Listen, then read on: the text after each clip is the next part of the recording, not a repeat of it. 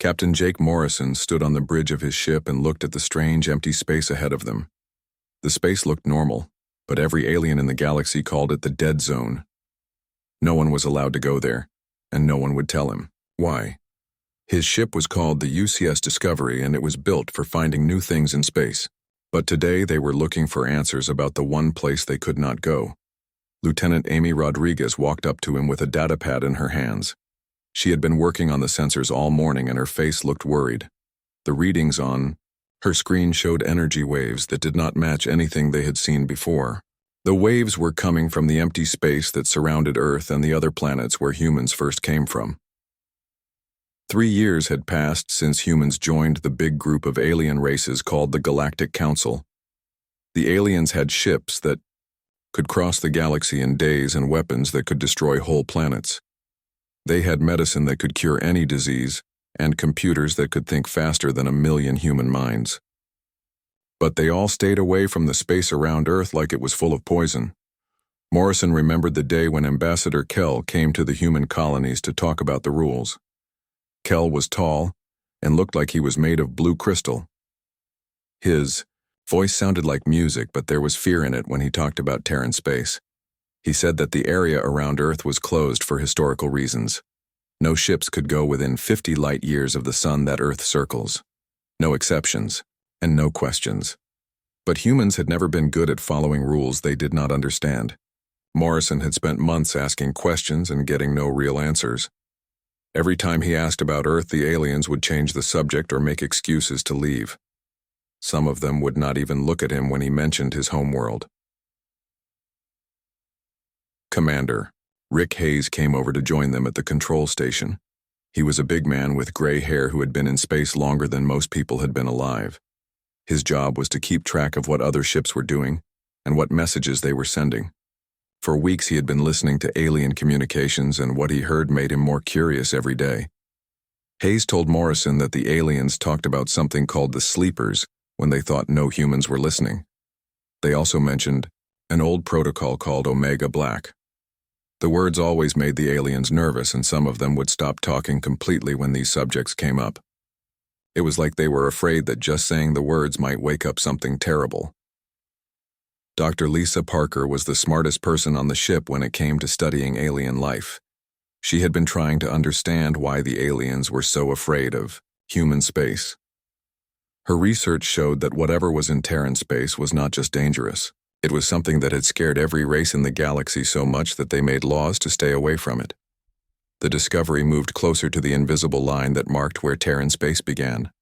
Morrison could see the marker beacons floating in space like tiny stars. Each one sent out warnings in dozens of alien languages. The computer translated them all, but they said the same thing. Turn back. The Guardians must not wake. The price of coming here is death for everyone. Morrison had seen many strange things in his years exploring space, but the warnings made his skin feel cold. The aliens who made these markers were not trying to keep humans out because they hated them. They were trying to protect themselves from something they thought humans might do. The ship stopped moving just outside the boundary line. Through the big windows, Morrison could see stars scattered across the black of space like someone had thrown diamonds on a dark cloth. Everything looked peaceful and normal. But the sensors told a different story. There were huge things out there, floating in the darkness between Earth and the other planets. The sensors said they were bigger than cities, but they were so dark that light seemed to disappear when it hit them. Rodriguez checked her instruments again and shook her head. The energy readings were getting stronger, but they still did not make sense. It was like the empty space was full of machines that worked on rules that human science had never discovered. The machines seemed to be sleeping, but they were still watching everything that came near them. Morrison thought about all the humans living in colonies around the galaxy. They had left Earth thousands of years ago to find new homes among the stars, but they had never forgotten where they came from. Every human child learned about the blue planet with white clouds where their ancestors first looked up at the night sky and dreamed of traveling to other worlds. Now Morrison was going to find out why the galaxy was so afraid of that blue planet. He knew that his mission was supposed to be a simple patrol, but everyone on the ship understood the real reason they were here. They needed to learn why their homeworld was treated like a disease that might spread to the rest of the galaxy. Automated warning systems kept broadcasting their messages of danger and death, but Morrison had made his choice before they ever left port. He was going to take his ship past those warnings and find out what secrets were hidden in the space around Earth. He was going to learn why the most powerful beings in the galaxy were afraid to go home. Morrison gave the order that would change everything. "Set course for Earth," he said. It was time to learn why the galaxy feared to come home. The Discovery turned toward the Forbidden Zone and began moving into the darkness where ancient guardians waited in their long sleep. The Discovery moved past the warning beacons, and immediately strange things began to happen. Hidden machines that had been sleeping in the empty space suddenly came to life. They were huge beyond anything Morrison had ever seen, and they seemed to appear out of nowhere. The machines looked like ships, but they were bigger than human cities, and their metal was so dark, it seemed to eat light instead of reflecting it. Chief Engineer Ben Carter ran from station to station trying to understand what his instruments were telling him. The energy patterns coming from these Guardian machines did not follow any rules that human science knew about. They were using power sources that worked on ideas that humans had never even thought of. Carter had been fixing machines for 30 years, but these things made no sense to him at all. The Discovery kept moving deeper into the Forbidden Zone, and more Guardian machines appeared around them. They came out of what looked like empty space, as if they had been hiding in places that did not exist. Each one was different, but they all had the same dark metal skin that made them almost impossible to see against the black of space. As they passed the orbit of Neptune, the Guardian machines finally noticed them. Beams of pure energy shot out from the dark ships, but they did not try to destroy the Discovery. Instead, the beams seemed to look at every part of the human ship. Morrison felt a strange tingling feeling all over his body, as if something very big and very alien was examining not just his ship, but his thoughts and memories too. Lieutenant Rodriguez was working at the communications station when something impossible happened. Her equipment started receiving a transmission, but the signal was not coming from outside the ship. It was coming from inside their own computers. The voice that came through the speakers was human, but there was something else mixed in with it, something old and powerful that made the hair on Morrison's arm stand up. The voice said, "Welcome home, children of Terra. We have been waiting so very long for you to return." Morrison looked around the bridge at his crew and saw the same confusion and fear in their eyes that he felt in his heart. Someone or something that sounded human was talking to them from inside their own ship, but that should have been impossible. Dr. Parker was staring at her instruments with her mouth open. Her sensors were designed to study alien life forms, but what they were showing her now did not make sense. The Guardian machines were full of life, but not alien life. The readings said that whatever was inside those dark ships was human, but that could not be right. The readings also said that these beings had been alive for thousands of years, which was impossible for normal humans. Commander Hayes studied the tactical displays, and what he saw made him feel sick. The Guardian machines were not just protecting Earth from visitors. They were protecting the rest of the galaxy from whatever was down there on the human homeworld. The defensive systems were pointed both ways, like they were meant to keep things in as much as keep things out. As they got closer to Earth's moon, the crew of the Discovery saw something that explained why the Galactic Council was so afraid. Earth was not just a planet with people living on it. It was the center of a huge network of technology that spread through the entire solar system. Strange structures orbited every planet and large asteroid. Rivers of energy connected them all like the nerves in some giant brain. The human voice continued to speak through their communication system. "You left as children," it said. "You were driven by curiosity and hope to find new homes among the stars. You return to find that home has been busy while you were gone. The galaxy has much to learn about what humanity truly is and what we have become while you were away." Morrison realized that something incredible had happened while humans were spreading across the galaxy. The people who stayed behind on Earth had not just survived. They had grown into something that made even the most advanced alien civilizations look like children playing with simple toys. The humans who remained on Earth had become something more than human. Rodriguez kept monitoring the communications from the Galactic Council as news of their breakthrough spread across space. She could hear the panic in the alien voices as they realized that humans had entered the Forbidden Zone. Emergency meetings were being called and ancient protocols were being activated. The council members were talking about things called the Transcendence Event and the day the Guardians chose isolation. Carter continued to analyze the technology around Earth, and what he found scared him. The energy patterns showed that humans had somehow learned to control matter and energy in ways that broke every law of physics he knew. They had machines that could change the basic rules of how the universe worked. They had become like the gods that ancient people used to worship. The voice from Earth explained more. Early in our development, some of us made contact with the galactic civilizations. The results were terrible. Entire alien races stopped trying to improve themselves and started worshipping us instead. Other races tried to steal our technology or destroy us because they were afraid of what we had become. So we pulled back, the voice continued. Not because we were afraid, but because we cared about the other races. The galaxy needed to grow at its own speed in its own way. We became the guardians of that process. We watched from far away and protected both ourselves and them from what would happen if we met too soon. Hayes studied the defensive systems around Earth more carefully and began to understand their real purpose. They were not weapons like the ones he knew about. They were machines that could change reality itself. They could stop enemy forces from even thinking about attacking Earth. The quarantine was not just about keeping ships away. It was about keeping minds away too. Parker made the most amazing discovery of all. Her sensors showed that the enhanced humans were not separate people anymore. They had created a group mind that spread across the solar system. It was a network of thoughts that could think and act as one while still letting each person stay themselves. They had solved the biggest human problem of all time. They had learned how to work together perfectly without losing who they were as individuals. As the discovery entered Earth's atmosphere, Morrison understood why the Galactic Council had been so terrified. Humanity had not just survived on their homeworld. They had become something that made the rest of galactic civilization look like babies learning to walk. The discovery landed in what used to be New York City, but the place looked nothing like the pictures Morrison had seen in history books.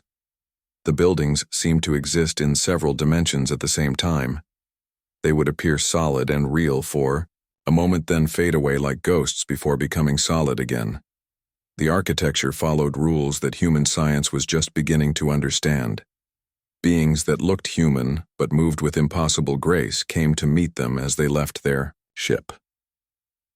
They walked like they were floating, and their voices seemed to speak directly into the minds of Morrison and his crew.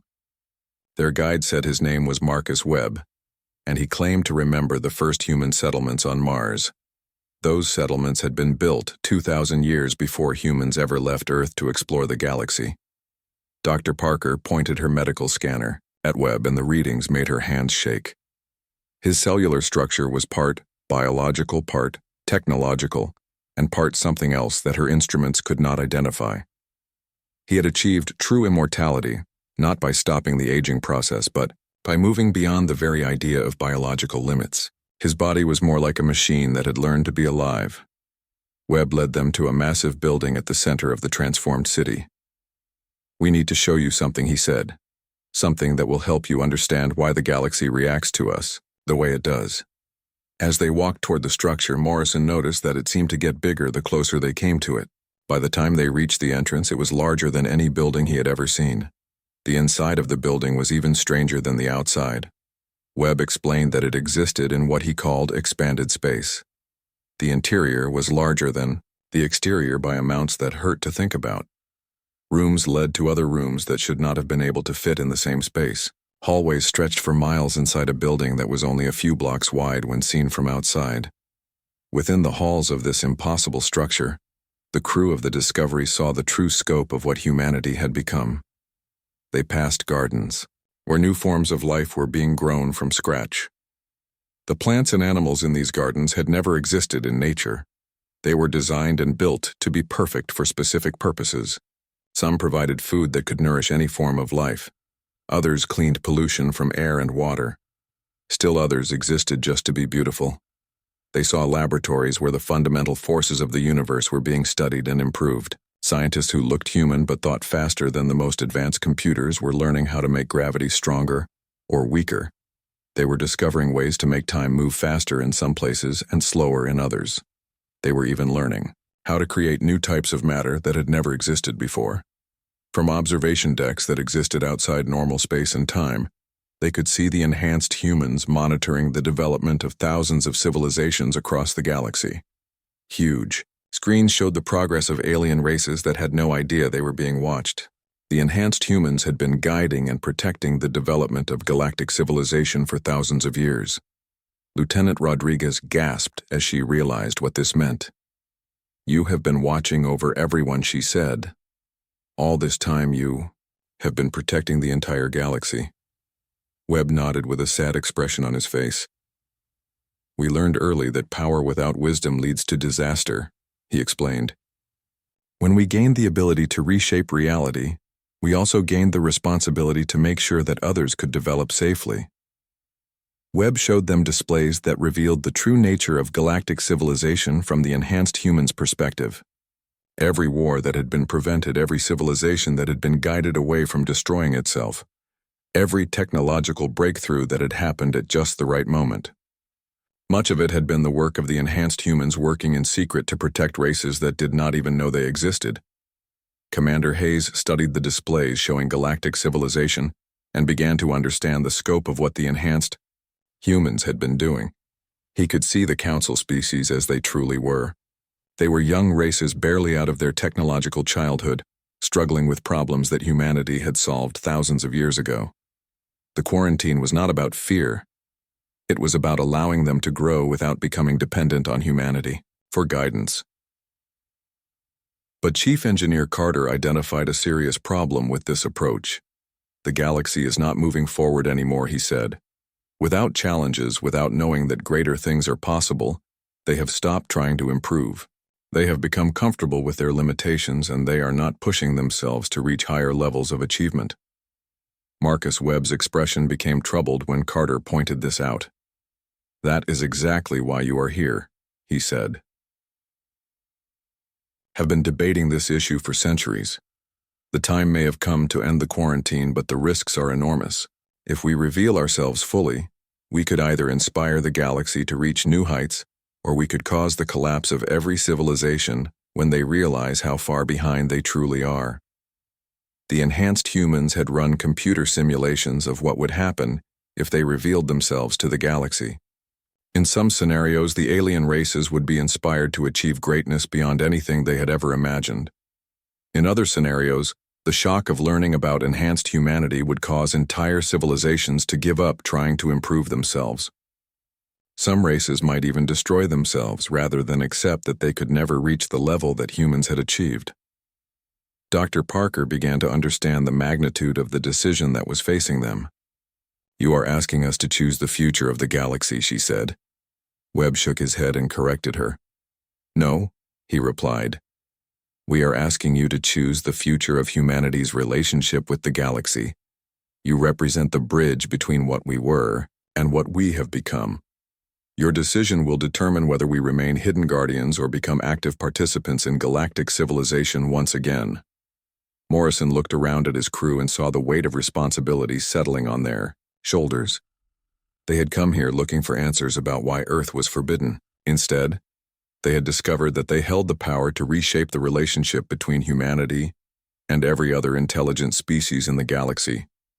The choice they made in the next few days would determine the fate of trillions of beings across thousands of worlds. The enhanced humans had given them all the information they needed to make an informed decision. Now Morrison and his crew had to decide whether to maintain the quarantine that had protected galactic civilization for thousands of years or to end the isolation and risk everything on the hope that the galaxy was ready to learn the truth about what humanity had become.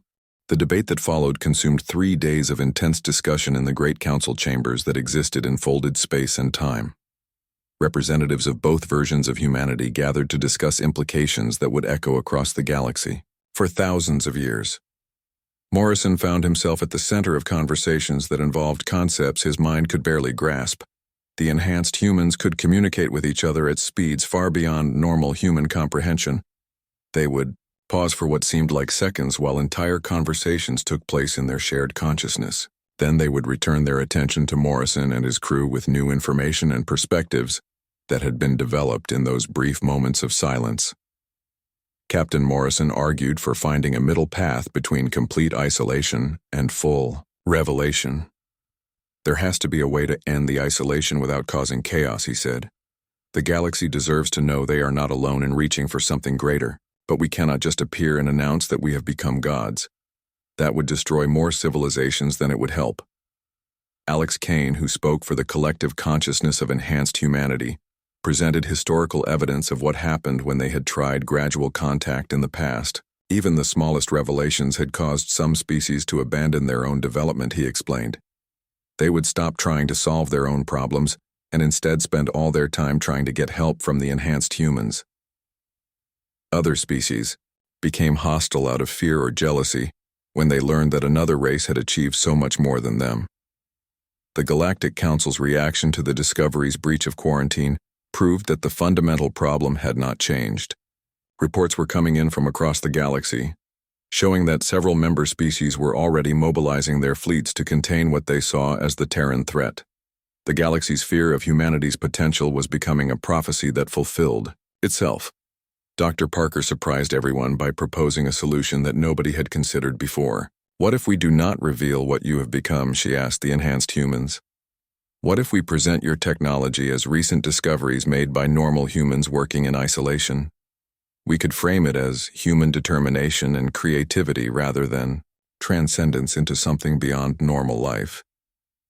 Lieutenant Rodriguez continued monitoring communications from the panicked Galactic Council, and the situation was getting worse by the hour. Some alien races were demanding immediate military action against the human colonies. Others were calling for complete isolation from all human contact. Fear was spreading through galactic civilization like a disease, and it was causing exactly the kind of chaos that the enhanced humans had been trying to prevent. The enhanced humans showed Morrison and his crew projections of what would happen if they revealed the full truth about Earth. Computer models based on thousands of years of observation showed that 60% of galactic civilizations would collapse within a generation. Some would give up trying to advance their own technology. Others would become so obsessed with reaching human levels of development that they would destroy themselves in the attempt. But Chief Engineer Carter made an observation that changed the entire discussion. "The enhanced humans are not the only option," he said. "We represent a third path. We are humans who have grown through contact with galactic civilization while keeping our basic nature. We are proof that humanity can develop without becoming something alien to our origins." This idea sparked intense debate among the enhanced humans. They had been so focused on the choice between isolation and revelation that they had not considered the possibility of a gradual transition. Morrison and his crew represented something new. They were humans who had maintained their essential humanity while learning from contact with other species. Marcus Webb and the other enhanced humans exchanged communications that occurred at speeds far beyond normal human perception. Complex ideas and scenarios were explored in microseconds. Thousands of possible futures were analyzed and evaluated. When they returned their attention to the discussion, Webb announced their decision. "We will maintain the deep quarantine around Earth itself," he said, "but we will allow the outer solar system to be opened to limited contact. The Guardian stations will remain active, but they will become bridges rather than barriers. This will create a controlled environment where normal humans can work with enhanced humans to gradually introduce new technologies and concepts to the galaxy." The compromise was elegant in its complexity. Earth would remain completely off-limits with its transcended inhabitants continuing their role as hidden protectors of galactic civilization. But the outer planets would become research stations and contact points where normal humans like Morrison's crew could collaborate with enhanced humans on projects that would benefit the entire galaxy. Commander Hayes immediately understood the genius of this solution. "You are creating a buffer zone," he said. "A place where galactic civilization can encounter human advancement without being overwhelmed by its full scope. They can see what is possible without learning how far beyond them we have actually gone." The plan would allow for a gradual introduction of advanced technologies over the course of several generations. Each new development would be presented as the result of human research and determination rather than transcendent abilities. The galaxy would have time to adjust to each advancement. Before the next one was introduced, Dr. Parker realized that this approach would also protect the enhanced humans themselves. By maintaining their secret, they could continue their work as guardians without having to deal with the worship fear or hostility that full revelation would bring. They could guide galactic development while allowing each species to maintain their dignity and sense of self-worth. The final element of the agreement was perhaps the most important. The Discovery would return to the galaxy with a carefully crafted story. Humanity had indeed been developing in isolation, but they had achieved their advances through collaboration and determination rather than fundamental transformation. Enhanced humans would remain a secret known only to a select few who could handle the truth. Morrison realized that they were carrying more than just news of humanity's survival back to the galaxy. They were carrying hope. They would be proof that any species could achieve greatness without losing their essential nature. They would show that the galaxy's greatest guardians were working tirelessly to ensure every civilization had the chance to reach its full potential. The quarantine signs around Terran space would be changed to read Restricted Research Zone, with access limited to authorized personnel only. The galaxy would learn that humanity had not just survived their isolation, but had thrived in ways that would inspire every species to reach higher than they had ever thought possible. As preparations began for the Discovery's return journey, Morrison felt the weight of responsibility settling on his shoulders once again. He would have to convince the Galactic Council that humanity posed no threat while also inspiring them to achieve greater things. It would be the most important diplomatic mission in galactic history, and the future of every intelligent species depended on his success. The Discovery left Earth's atmosphere carrying more than just its crew back to the galaxy. Hidden in its databanks were carefully selected pieces of enhanced human technology disguised as recent breakthroughs by normal human scientists. Each piece had been chosen for its potential to inspire rather than overwhelm the alien civilizations that would study it. Morrison stood on the bridge watching Earth shrink behind them as they headed back toward the boundary of the quarantine zone. The planet looked peaceful and normal from a distance, but he now knew that it was the center of a civilization that could reshape reality itself. The secret he carried felt heavier than the ship around him. Marcus Webb had given Morrison detailed instructions on how to present humanity's achievements to the Galactic Council. The story would be that humans had spent their centuries of isolation working together to solve fundamental problems of energy, matter, and space.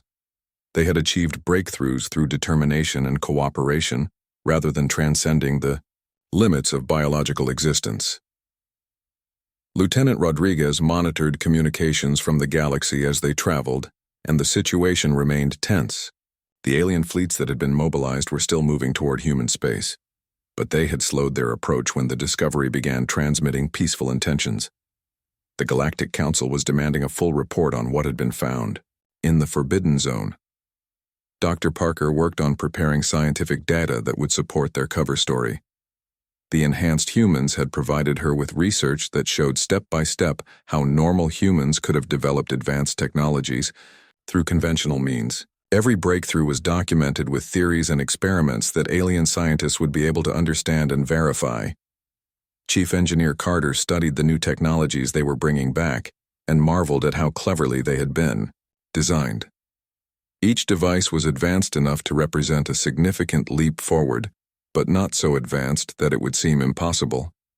They were tools that would inspire other species to push the boundaries of their own science. Commander Hayes prepared the diplomatic protocols that would be necessary for reintegrating humanity into galactic civilization. The enhanced humans had given him detailed information about the psychology and culture of every major alien species. This knowledge would help him navigate the complex political situation they were about to enter. As they approached the quarantine boundary, the Guardian stations responded to their departure just as they had responded to their arrival. Dark ships emerged from hidden dimensions to escort them to the edge of forbidden space. But this time the energy beams that scanned the Discovery carried a different message. They were saying farewell, rather than warning. The voice of Alex Kane spoke through their communications one final time. Remember, he said that the greatest strength is knowing when not to use power.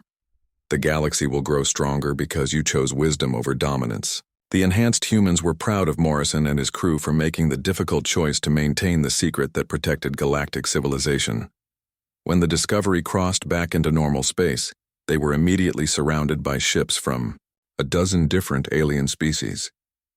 The Galactic Council had assembled a massive fleet to contain what they thought might be a threat to the stability of the galaxy. Morrison opened communications and began the most important conversation in galactic history. Ambassador Kell's crystalline form appeared on the main screen, along with representatives from every major species in the Council. Their faces showed a mixture of fear, curiosity, and relief that the human ship had returned safely. Morrison began his carefully prepared explanation of what they had found in Terran space. He told them that humanity had indeed been developing in isolation, but that their achievements were the result of scientific research rather than alien intervention or unknown forces. He presented evidence of human determination and creativity that had led to breakthroughs in energy production, matter manipulation, and space travel. Everything was documented and explained in terms that alien scientists could understand. Dr. Parker transmitted the scientific data that supported their claims, and alien researchers immediately began analyzing the information. The technologies were advanced, but they followed logical progressions from known scientific principles. They were achievements that other species could potentially duplicate with enough effort and dedication. The reaction from the Galactic Council was everything Morrison had hoped for.